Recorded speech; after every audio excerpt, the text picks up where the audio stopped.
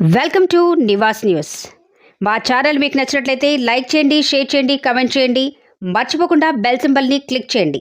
Subscribe చేయటం మర్చిపోకండి. ఎన్నికలు దగ్గర పడుతున్న వేళ జోరు పెంచిన కాంగ్రెస్ ఎమ్మెల్యే సంజీవ్ రెడ్డి మరియు సురేష్ షెట్కర్ సమక్షంలో కాంగ్రెస్ పార్టీలో భారీగా చేరికలు.